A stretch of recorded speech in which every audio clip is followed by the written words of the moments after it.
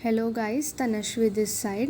So let's know more about the co-founder of the one of the most iconic logos, brands and animation studio in history, Walt Disney.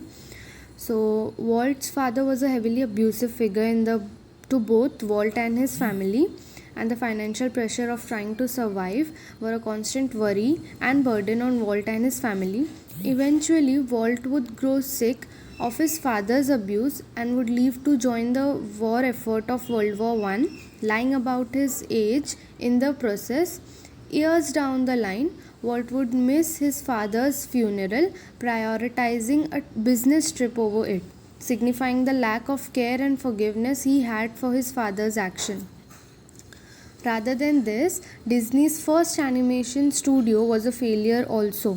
He had formed a company named Laugh-O-Gram Studio only for it to be forced into bankrupt shutdown at the turn of the 1920s.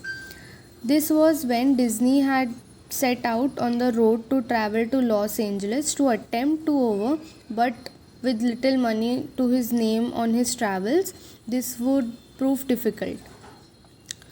After so many failures, he finally in the same decade breakthrough in animation called Mickey Mouse.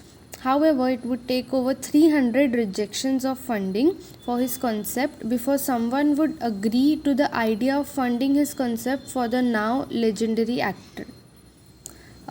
I'm sorry. Uh, this was his past, but right now Disney's success, however, are much broader than his failures. He would co-found Walt Disney Production as well as create arguably the most iconic character ever made in Mickey Mouse in 1928, and furthermore, he would go to adapt his concept of Mickey Mouse and other animations and studio based efforts into television after the Second World War in an attempt to recover from the massive debt he had accumulated. His most ambitious and successful venture was still to come. However, in 1955, Walt Disney opened Disneyland. This concept of magical land that people could escape to for a while was something that exploded in popularity and massively contributed to the iconic image of Disney and perception that it received from the public eye. Disneyland would go on to become by far the most popular and iconic theme park in history, and since its opening, it has accumulated over 700 million visitors, roughly 10% of world's currently population.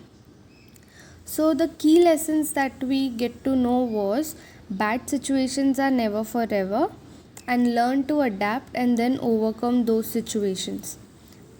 We would conclude the story by saying that Walt Disney was a man of struggling background before born into an abusive family with a poverty issue, only for him to go on and have similar levels of money struggles and failures in his own independent life many times before he had finally found a way to succeed with his dream and passion.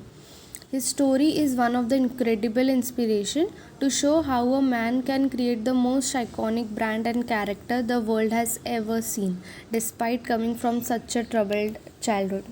Thank you for your attention.